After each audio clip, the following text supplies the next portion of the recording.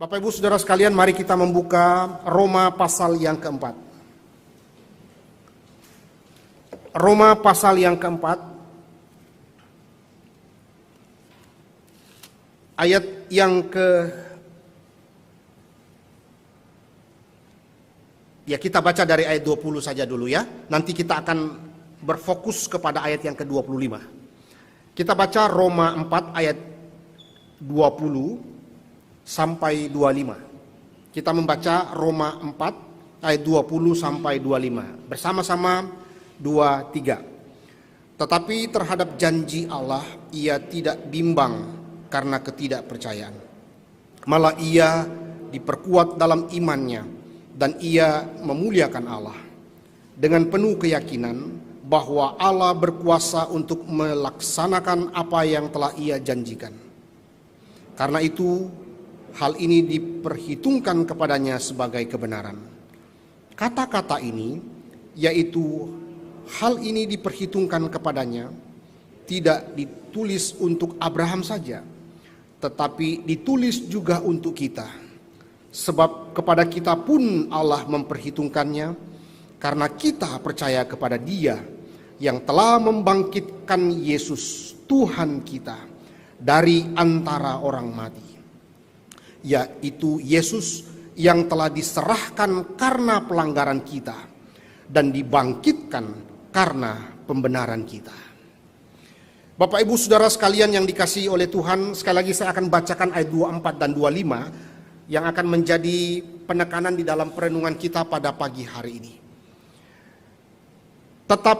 Tetapi ditulis juga untuk kita, sebab kepada kita pun Allah memperhitungkannya, karena kita percaya kepada Dia yang telah membangkitkan Yesus Tuhan kita dari antara orang mati, yaitu Yesus yang telah diserahkan karena pelanggaran kita dan dibangkitkan karena pembenaran kita.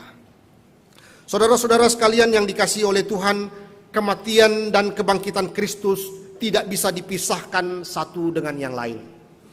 Seperti dua sisi pada satu mata uang yang sama pentingnya, demikian juga waktu kita merenungkan tentang kematian dan kebangkitan Kristus saling melengkapi di dalam karyanya.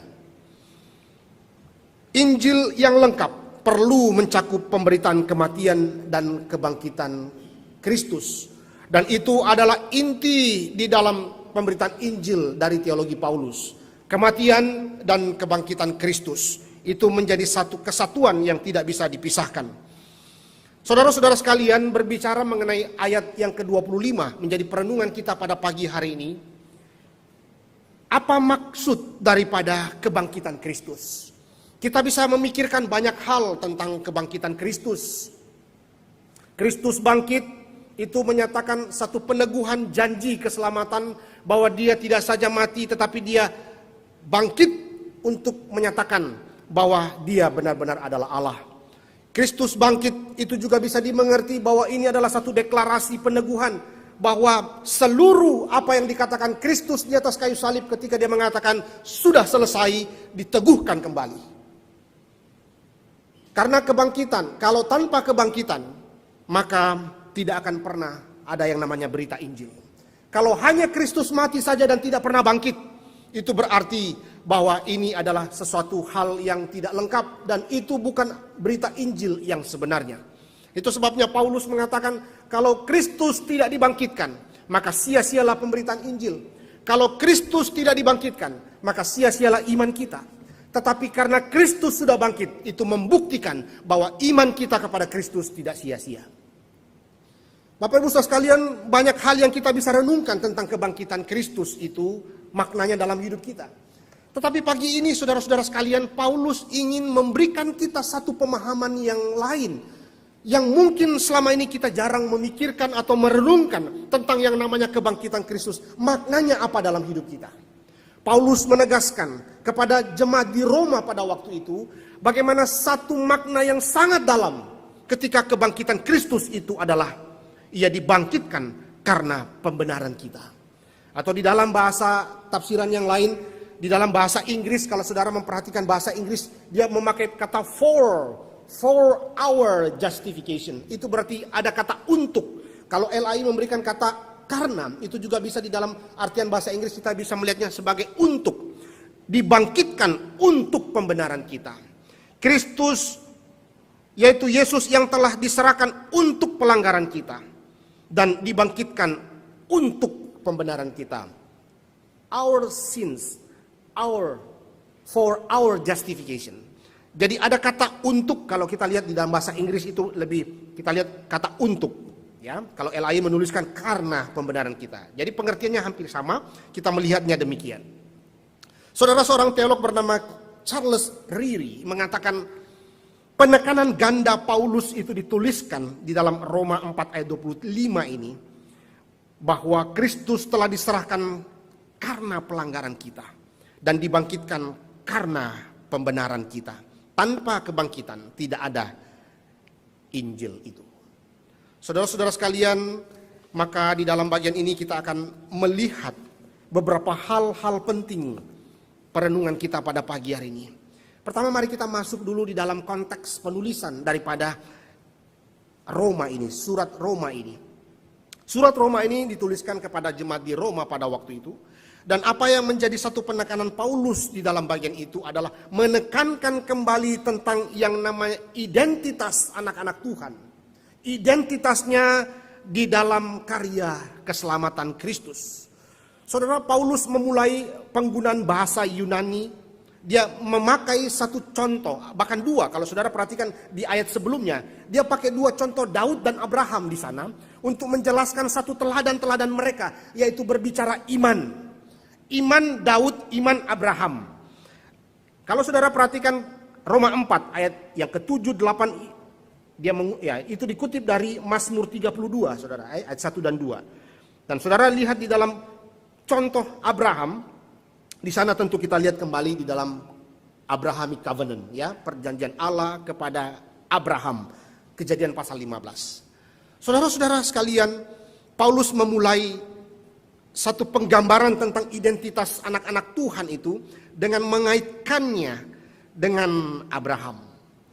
Saudara, teladan Abraham, teladan iman Abraham memberitahukan, ya, sekali lagi kalau kita baca secara keseluruhan pasal 4 ini, maka kita lihat di sana satu inti penjelasan yang sangat penting, bahwa kedudukan orang benar di mata Tuhan itu tidaklah melalui perbuatan baik seseorang. Karena bukan perbuatan baik itulah yang membenarkan seseorang. Karena perbuatan baik seseorang itu pun juga dinodai oleh dosa. Nah, karena itu dinyatakan benar di hadapan Allah hanya melalui iman saja.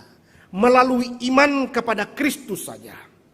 Itu sebabnya saudara, kalau saudara memperhatikan Roma 4 ayat 21, ya, di sana sampai 24 itu menjelaskan, ya, bagaimana seperti Abraham itu kita dibenarkan dengan mempercayai janji-janji Allah. Bukan dengan melakukan pekerjaan hukum atau perbuatan baik. Nah, itu sebabnya dikatakan di dalam bagian itu, kata-kata diperhitungkan kepadanya sebagai kebenaran, tentu ini merujuk kembali ke Kejadian 15 ayat 6, dan dituliskan kembali untuk para pembaca di dalam Roma 4 ayat 21 sampai 24a itu. Nah, karena itu Paulus sangat jelas mengatakan bahwa setiap orang percaya yang telah hidup itu karena dibenarkan karena kebenaran Kristus. Kebenaran Kristus yang sempurna, yang olehnya orang itu mendapatkan pembenaran.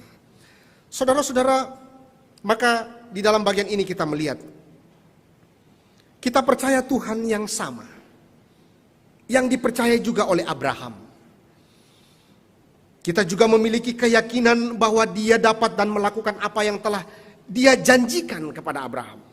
Sementara janji Allah yang sudah diberikan kepada Abraham, dengan iman Abraham itu percaya kepada janji Allah.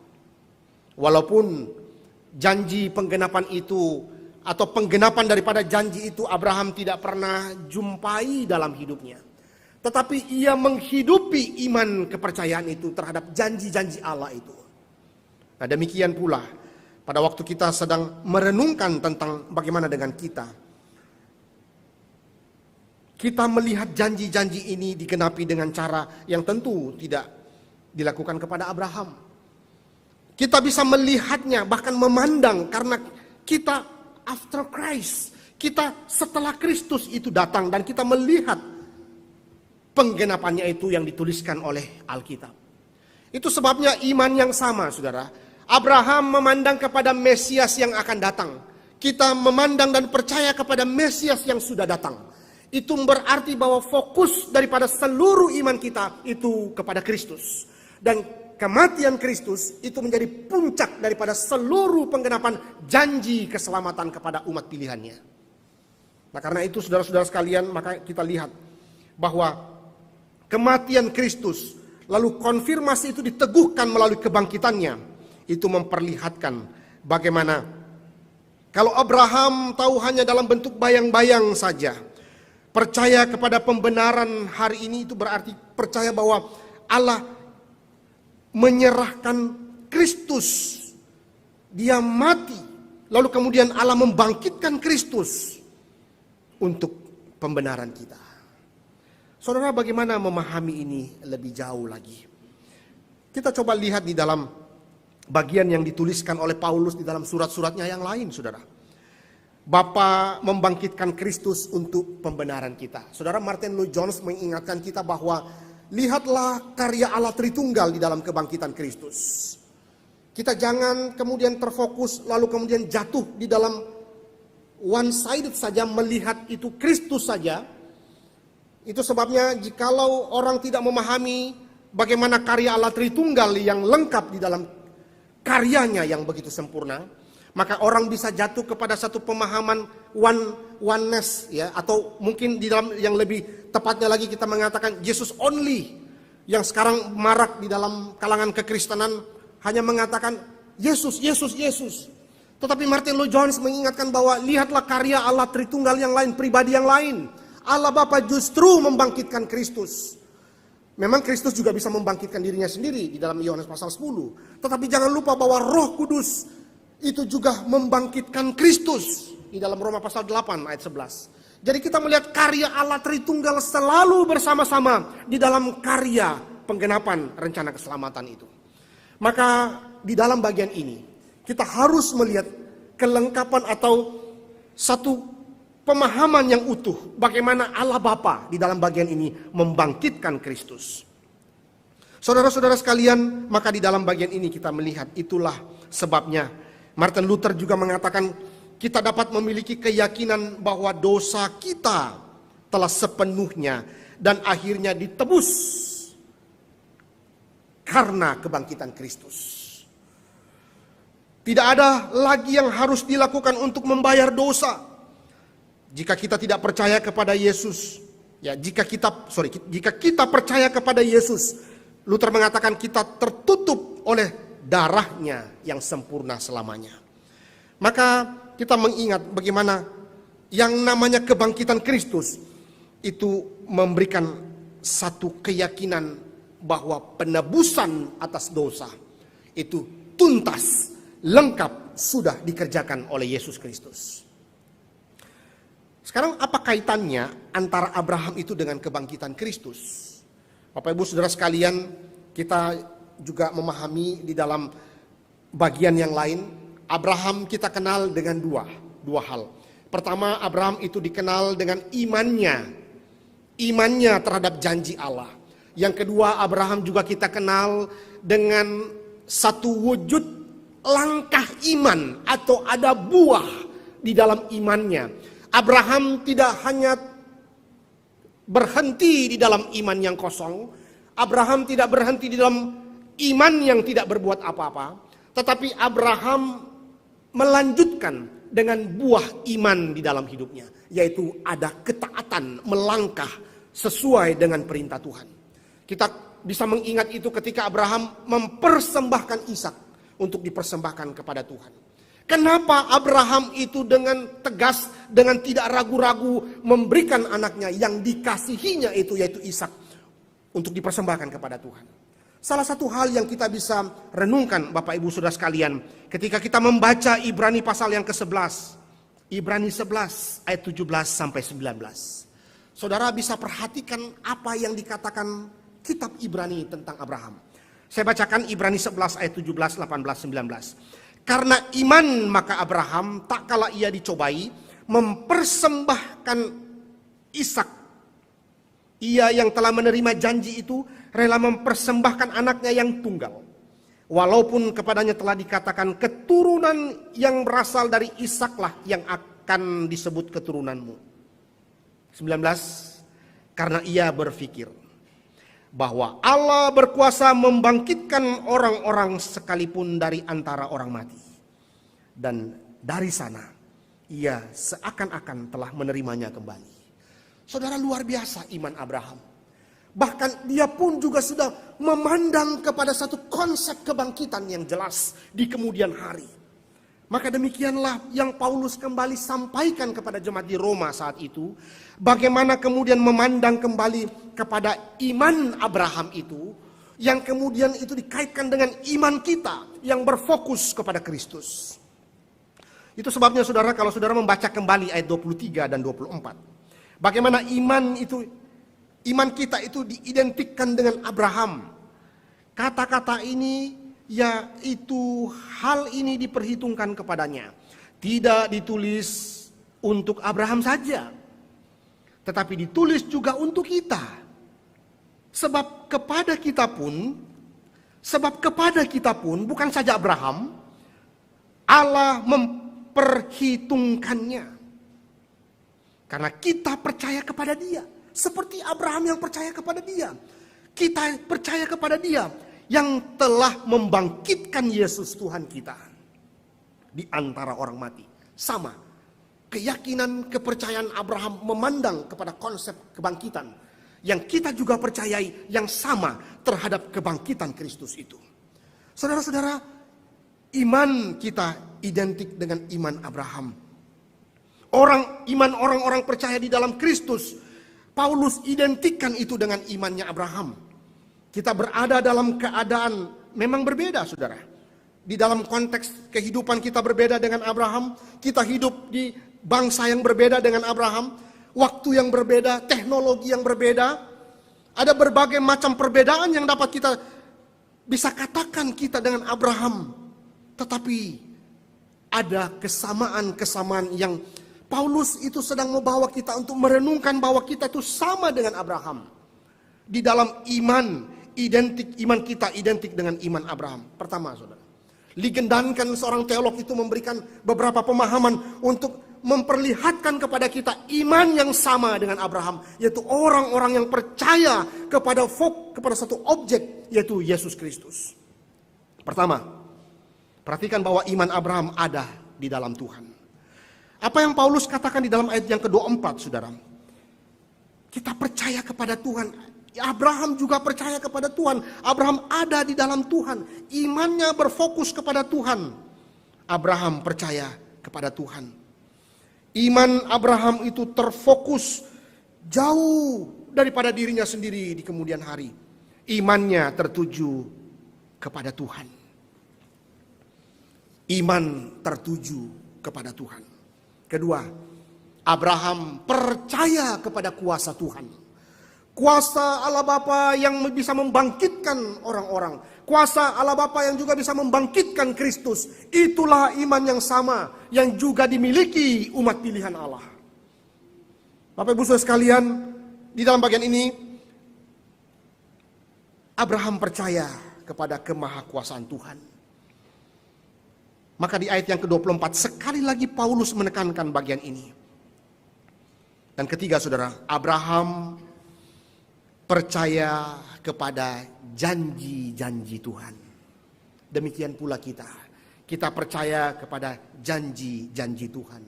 Itulah yang bisa kita renungkan antara kita dengan Abraham yang memiliki kesamaan beriman kepada Kristus. Saudara-saudara, jangan lupa di dalam perjanjian lama, orang-orang yang diselamatkan Tuhan itu percaya atau dia beriman kepada Kristus. Orang hanya bisa diselamatkan, saudara, melalui imannya kepada Kristus. Lalu bagaimana dengan orang-orang perjanjian lama? Bagaimana mereka yang sebelum Kristus datang? Mereka diselamatkan karena mereka percaya kepada Kristus yang akan datang. Abraham, Ishak, Yakub, dan seluruh orang-orang pilihan Tuhan di perjanjian lama itu beriman kepada Kristus yang akan datang. Kita beriman kepada Kristus yang sudah datang. Sama, fokusnya adalah Kristus. Itu sebabnya saudara-saudara sekalian, kita melihat di dalam bagian ini bagaimana ada kesamaan-kesamaan yang begitu penting. Iman orang percaya dengan iman Abraham. Percaya kepada Tuhan, percaya kepada kuasa Tuhan, percaya kepada janji-janji Tuhan. Abraham percaya pada janji Allah. Dia akan menjadi bapa segala bangsa. Kita percaya pada janji Tuhan. Allah akan mengampuni semua orang yang percaya kepada Kristus. Iman kita adalah iman yang sama dengan iman Abraham. Kita percaya kepada Tuhan. Kita percaya kepada kuasa Tuhan. Kita percaya kepada janji-janji Tuhan. Kita menaruh iman kepada Allah yang Maha Kuasa dan yang menjanjikan pengampunan kepada kita di dalam Yesus Kristus. Orang-orang diselamatkan hari ini dengan cara yang sama seperti Abraham diselamatkan melalui imannya. Itu sebabnya Paulus menekankan diperhitungkan sebagai kebenaran, saudara. Maka menariknya Paulus kemudian melanjutkan setelah kita melihat kesamaan iman itu dengan Abraham. Maka pertanyaan selanjutnya, saudara-saudara sekalian, mengapa kisah iman Abraham ini relevan bagi kita? Saudara-saudara sekalian, ayat 25 ini menjadi penekanan penting di dalam teologi Paulus. Bahkan seorang teolog mengatakan ayat 25 ini adalah salah satu ayat kunci orang mengerti Paskah itu sebenarnya. Saudara-saudara sekalian, kita lihat apa yang dikatakan Paulus di dalam ayat yang ke-25. Yaitu Yesus yang telah diserahkan karena pelanggaran kita dan dibangkitkan karena pembenaran kita. Saudara-saudara sekalian, di dalam bahasa Yunani yang dipakai, diserahkan karena pelanggaran kita. Kata Yunani diserahkan atau disampaikan, paradidomi, itu berarti bahwa ada satu aktivitas, artinya digunakan untuk memasukkan orang ke dalam penjara, ya, pada waktu itu dipakai kata itu, ya. Penjara atau menyerahkan mereka ke pengadilan. Itu sebabnya saudara memahami kembali tentang yang namanya pembenaran ini, maka mari pemahaman kita dibawa kepada ruang persidangan, saudara. Orang akan dibenarkan itu seperti apa. Maka mari pikiran kita atau pemahaman kita, perenungan kita dibawa kepada ruang persidangan. Itu yang dipakai kata paradidomi itu, diserahkan atau disampaikan. Itu berarti ada satu aktivitas orang itu dibawa ke ruang persidangan, saudara. Nah, apa yang dimaksudkan Paulus dalam bagian ini? Di sini dia berbicara bagaimana seseorang itu dibawa, menyerahkan mereka ke pengadilan. Di sini berbicara tentang bagaimana satu tindakan daripada pengadilan Allah Bapa. Pengadilan Allah Bapa menyerahkan Allah Anak ke pengadilan. Allah Bapa, satu tindakan Allah Bapa yang menyerahkan Allah Anak ke pengadilan untuk satu pembayaran hukuman atas dosa orang lain. Allah Bapa menyerahkan Allah Anak ke pengadilan yang menuntut pembayaran hukuman atas dosa manusia. Saudara-saudara sekalian, dalam bagian ini Paulus dengan jelas menunjukkan bahwa perjanjian lama sama sekali tidak bertentangan dengan Injil keselamatan oleh kasih karunia melalui iman. Sebaliknya, saudara lihat, Injil itu adalah penggenapan perjanjian lama. Abraham dibenarkan melalui iman. Itu juga adalah pola kita. Pola iman orang Kristen itu dibenarkan. Saudara-saudara sekalian, maka di dalam bagian ini kita melihat ayat 25 sekali lagi, bahwa iman melihat kepada janji Allah yang dicapai dalam kematian dan kebangkitan Kristus. untuk pengampunan dosa. Saudara-saudara, kita melihat kepada Kristus. Kita dibenarkan melalui iman kepada Kristus. Iman itu harus diarahkan kepada Kristus. Dalam persekutuan dengan Kristus kita dibenarkan. Maka saat kita percaya kepada Kristus, kita dipersatukan dengan Dia. Dan kebenaran Kristus itu diperhitungkan kepada kita. Saudara, jangan lupa, di dalam Alkitab sangat jelas bagaimana identitas orang-orang percaya itu ditentukan oleh identitas Kristus. Kita dinilai oleh Allah Bapa dengan memakai cara penilaian Bapa menilai Kristus. Bapa melihat Kristus untuk menilai kita. Ini pola yang harus kita ingat. Bapa melihat Kristus, Bapa menilai Kristus untuk menilai kita. Itulah luar biasanya Allah yang menyelamatkan orang-orang percaya. Kalau kita mau menghitung, mengingat siapa kita yang bisa kemudian diselamatkan Tuhan di dalam anugerahnya. Tidak ada satupun syarat kita bisa diselamatkan oleh Tuhan. Tetapi itulah kasih karunia Allah yang begitu besar. Allah menilai orang berdosa dengan menilai Kristus. Allah memandang orang berdosa dengan memandang kepada anaknya yang tunggal itu. Saudara, itulah yang dikatakan di dalam bagian ini. Bagaimana kaitan antara kisah Abraham ini dengan kehidupan iman orang percaya.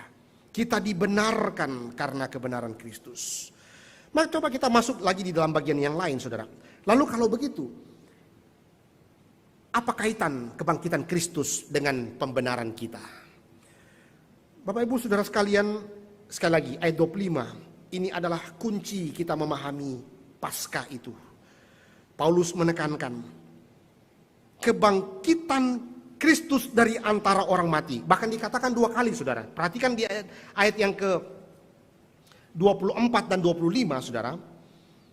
Ada 2 kali kata kebangkitan di situ. Ayat 24, saudara, kita lihat. Yang telah membangkitkan Yesus. Ayat 25. Dan dibangkitkan. Jadi ada kata membangkitkan, dibangkitkan. Ada kebangkitan itu 2 kali, saudara. Dia membangkitkan Yesus, Tuhan kita, dari antara orang mati. Yesus dibangkitkan karena pembenaran kita. Itu berarti apa? Maka bagaimana kita bisa benar di hadapan Tuhan? Ini menjadi pertanyaan penting, saudara. Bagaimana kita bisa benar di hadapan Tuhan? Maka di dalam terminologi Alkitab, pertanyaannya adalah bagaimana kita bisa dibenarkan? Bagaimana kita bisa dibenarkan? Atau di dalam bahasa lain, bagaimana kita bisa dinyatakan benar di hadapan Tuhan? Dibenarkan, dinyatakan benar, itu sama artinya, saudara. Dan tentu kita memahami ini, tentu pemahaman kita mesti dibawa ke ruang sidang. Bagaimana Tuhan adalah hakimnya dan kita adalah terdakwanya. Berdiri di hadapan Tuhan sang hakim. Pertanyaan besarnya adalah, kalau begitu bagaimana Allah bisa menyatakan kita benar? Bagaimana Allah bisa menyatakan kita benar? Saudara, sekarang lihat fakta.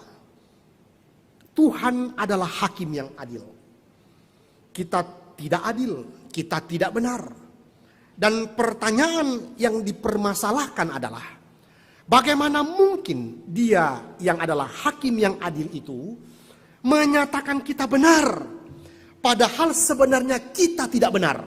Nah, ini pertanyaan yang menjadi perenungan yang penting untuk kita renungkan, memaknai kebangkitan Kristus hari ini. Itu sebabnya saudara-saudara sekalian, atas dasar apa atau dengan cara apa Allah dapat mempertahankan kebenarannya sambil menyatakan orang-orang yang tidak benar sebagai orang benar? Atas dasar apa Allah yang benar ini akan membenarkan orang-orang yang tidak benar ini? Atas dasar apa, saudara? Maka Paulus menjelaskan di bagian yang lain. Mari kita baca Roma 5 ayat 9, saudara.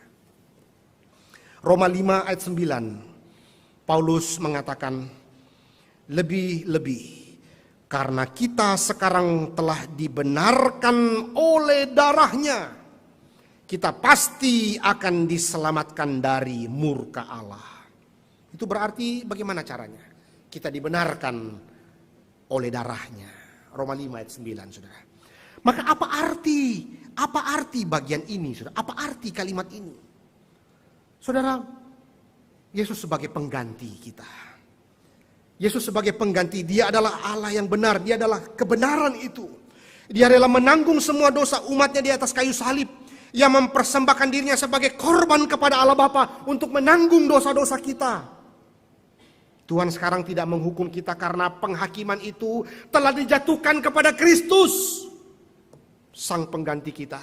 Tuntutan keadilannya terpenuhi dengan cara menuntaskan keadilannya, dan kepada Kristus Allah Bapa menuntaskannya. Bapak Ibu sekalian, merenungkan ini lebih jauh membawa kita semakin memahami bagaimana Kristus bahkan kebangkitannya itu begitu sangat mempengaruhi kehidupan kita. Pada waktu kita sedang ada di dalam dosa, Kristus ada. Dia membenarkan kita. Allah tidak hanya mengampuni dosa-dosa kita, Allah juga menyatakan kita benar. Saudara-saudara, seperti di dalam ruang persidangan, seseorang itu dinyatakan benar setelah memeriksa bukti-bukti, setelah memeriksa semua syarat-syarat di dalam persidangan, maka seseorang dinyatakan benar. Demikianlah, setelah memeriksa semua bukti, kita dinyatakan di depan pengadilan Allah. Pada kenyataannya kemudian kita dipandang benar karena kebenaran Kristus. Bagaimana cara ini bisa terjadi? Itu sebabnya di dalam Alkitab atau di dalam doktrin reform kita mengenal ada satu doktrin bernama imputasi, saudara. Imputasi itu berarti dosa kita ditanggungkan kepada Kristus. Dosa kita itu ditanggungkan kepada Kristus dan kebenarannya itu diberikan kepada kita. Itu namanya imputasi, saudara. Allah mengutuk Kristus, anaknya sendiri yang menanggung dosa menggantikan kita. Dan sekarang ia menerima kita sebagai anak-anak Allah di dalam Kristus. Dia menyatakan kita benar karena kebenaran Kristus yang diberikan kepada kita. Kristus mengambil dosa kita, dan sebagai gantinya Kristus memberikan kita kebenarannya. Saudara-saudara sekalian, biasanya dalam proses pengadilan seseorang itu dibenarkan setelah terbukti bahwa dia tidak melanggar hukum, ya, atau ketika tidak ada bukti bahwa dia telah melanggar hukum. Nah, bagaimana dengan kita? Dalam kasus kita di hadapan Tuhan, kita sebenarnya telah melanggar hukum. Kita orang berdosa, kita bersalah, dan buktinya sangat banyak. Bahkan kita dilahirkan di dalam dosa.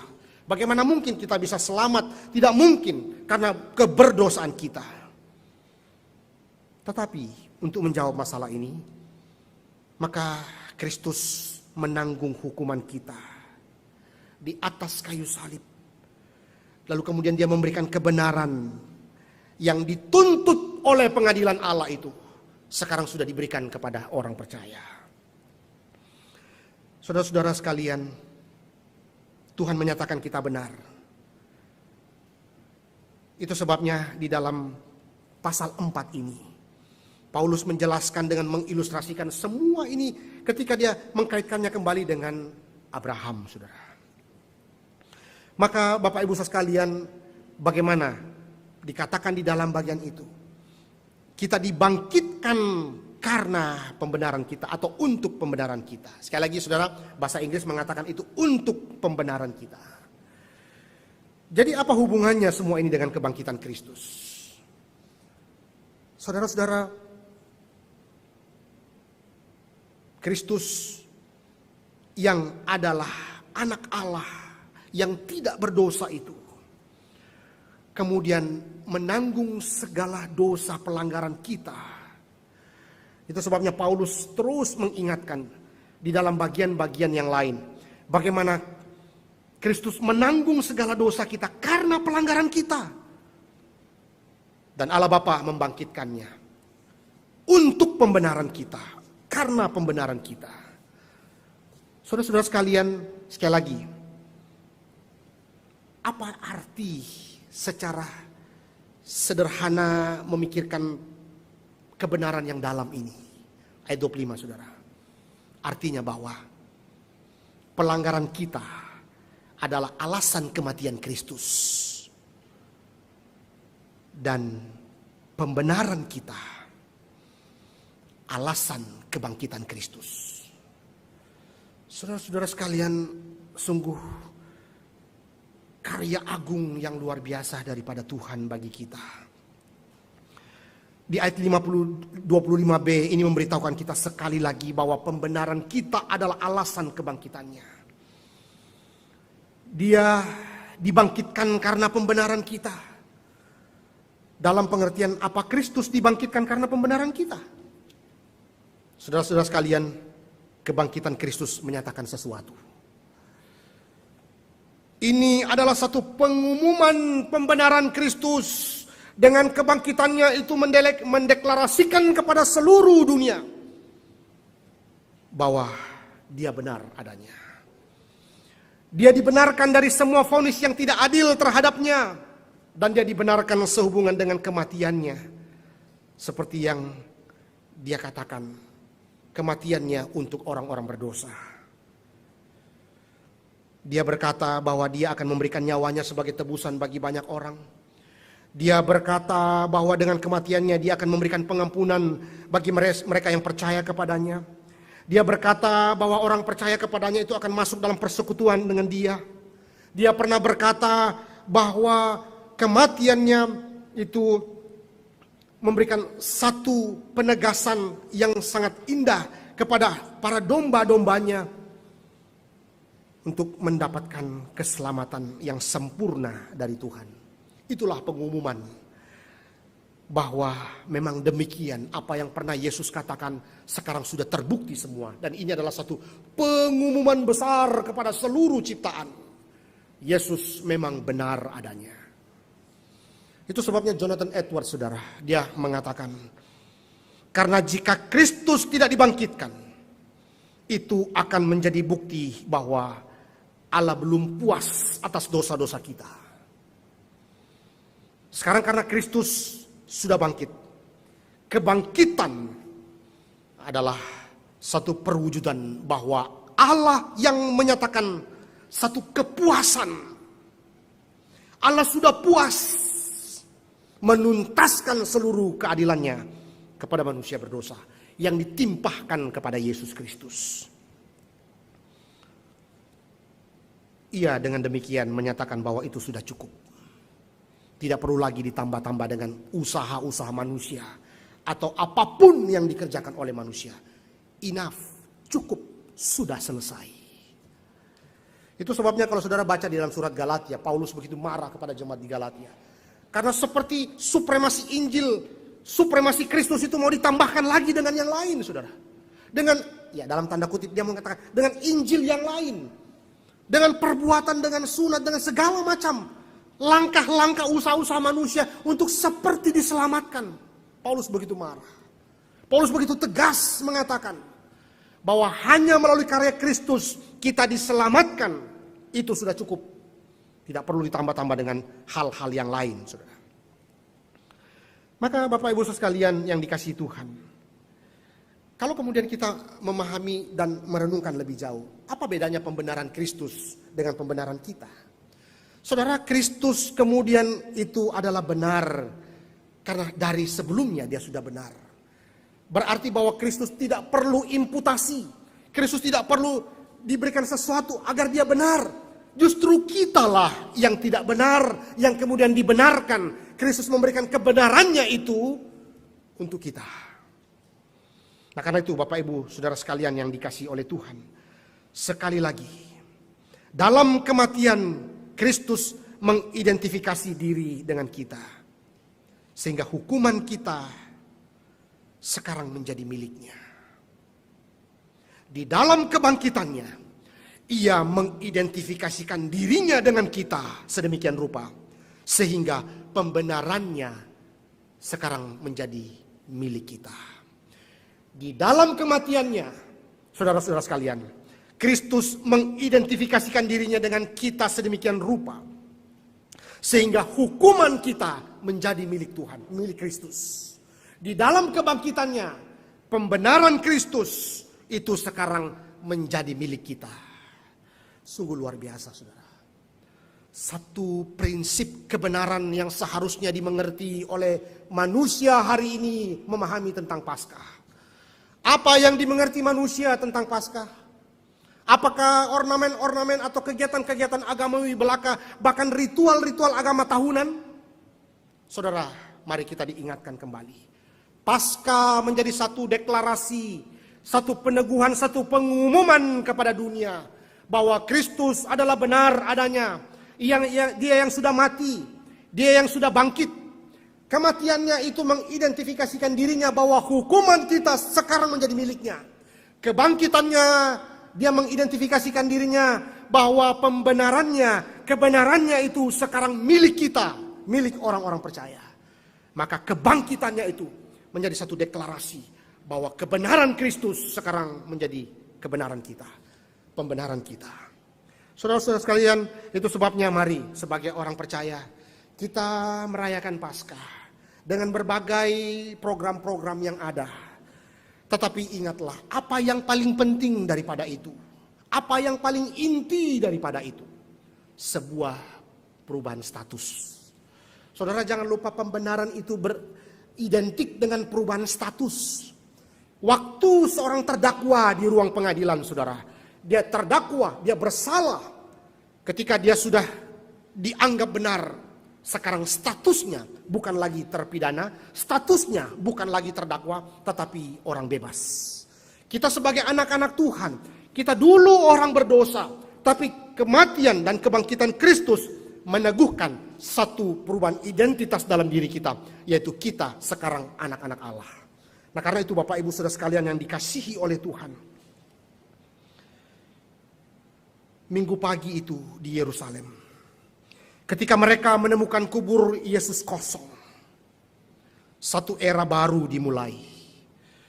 Sebuah era yang ditandai dengan proklamasi yang luar biasa bahwa orang-orang berdosa dibenarkan di hadapan Allah. Allah, hakim yang adil, menyatakan kita benar berdasarkan persekutuan kita dengan Kristus yang benar itu.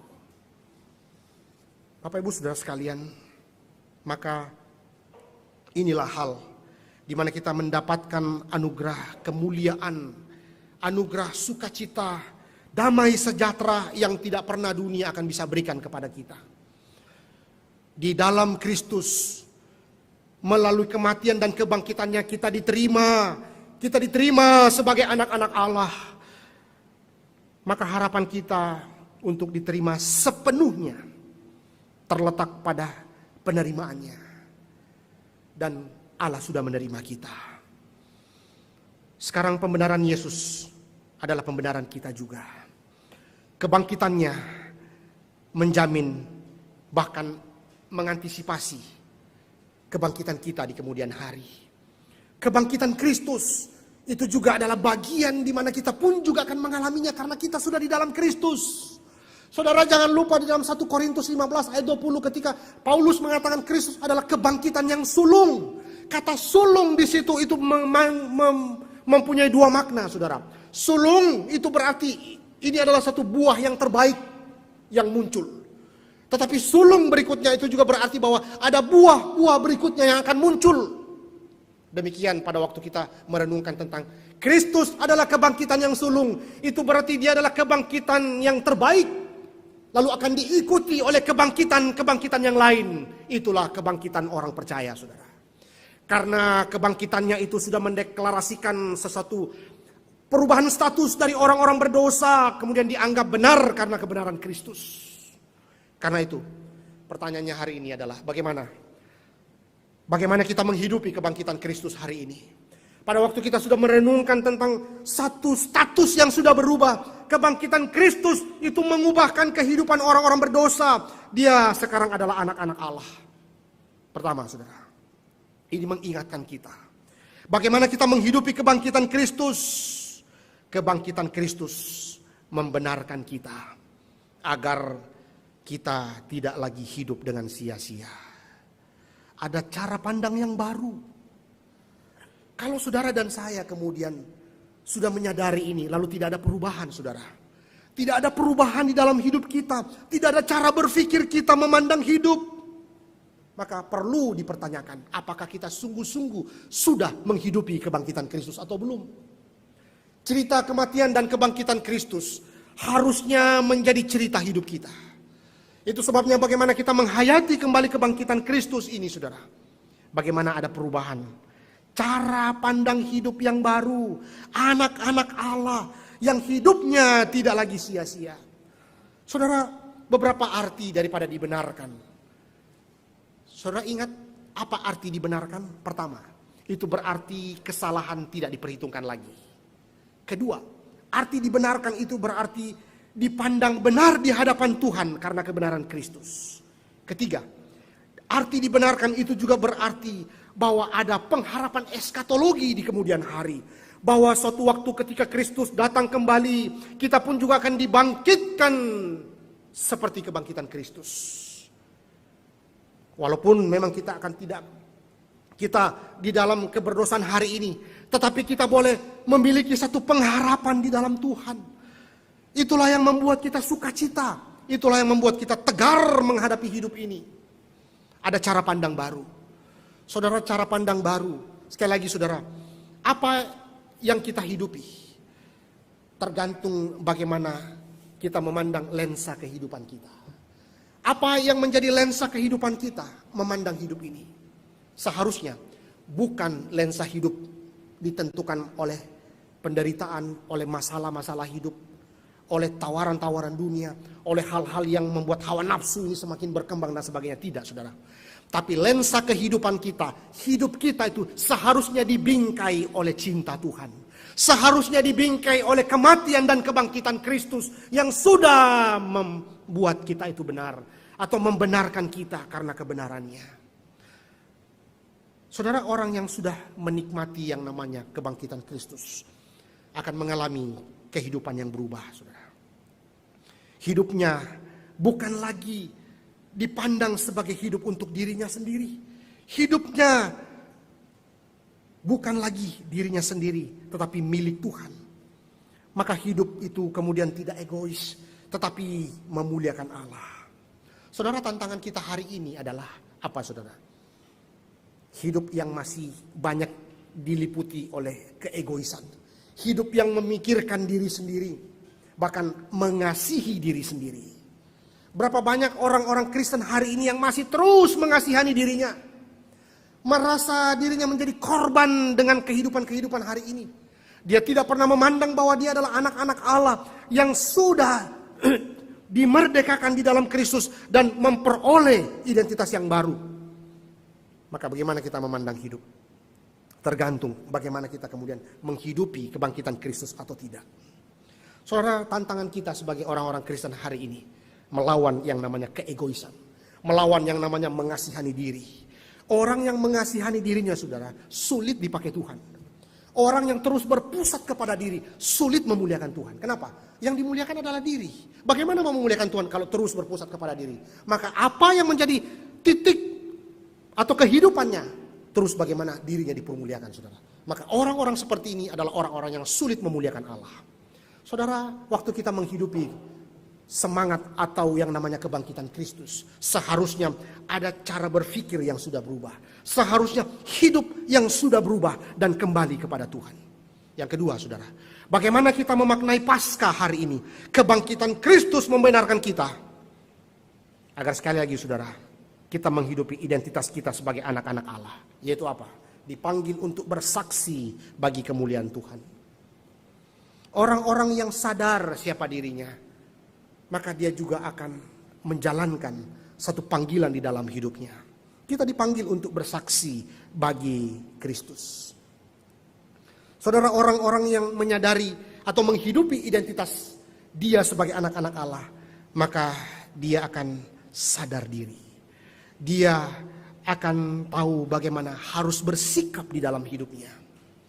Orang yang mengerti bahwa dia sekarang sudah dibenarkan karena kebenaran Kristus, maka pengejaran hidupnya bagaimana hidup untuk membangun kualitas imannya. Bagaimana hidupnya terus membangun kualitas hidup untuk dipersembahkan kepada Tuhan. Saudara, kalau kita lihat kehidupan orang-orang Puritan atau orang-orang di zaman setelah reformasi, saudara. Etos kerja berkembang, cara hidup, cara bekerja itu begitu maju. Teknologi itu begitu berkembang. Kenapa, saudara? Dia tahu bagaimana dia mengejar kualitas hidup yang berkenan di hadapan Allah. Dia tahu bagaimana membangun kualitas iman yang benar di hadapan Allah. Karena dia adalah anak-anak Allah. Saudara, kalau kita sadar kita adalah anak-anak Allah, maka yang harus kita lakukan adalah bagaimana kita mengejar yang namanya kualitas iman. Semakin mengerti, semakin memahami siapakah Allah yang kita percayai itu. Itu adalah orang-orang yang menghidupi statusnya sebagai anak-anak Allah. Karena itu saudara, waktu kita memahami bahwa kita adalah anak-anak Allah, jangan menghina diri kita. Jangan pernah menghina dirimu, tetapi hiduplah lebih bersemangat lagi. Karena Kristus sudah bangkit. Ada sesuatu kekuatan, ada satu identitas yang Tuhan sudah berikan kepada kita untuk hidup semakin mengasihi Tuhan dan semakin mengasihi sesama. Dan terakhir saudara, kebangkitan Kristus membenarkan kita untuk memberikan kita kembali satu pengharapan eskatologi. Bahwa ketika Kristus datang kembali di hadapan Allah, kita akan dipandang benar karena kebenaran Kristus. Bukankah ini membuat kita bersuka cita? Bukankah ini menjadi satu kekuatan kita melewati pergumulan-pergumulan hidup kita? Melewati bahkan masa pandemi saat ini, kita berjalan bersama dengan Tuhan. Kita berjalan dengan kekuatan dan sukacita. Ada pengharapan di kemudian hari bahwa ketika Kristus sudah datang kembali, kita akan dipandang benar di hadapan Allah.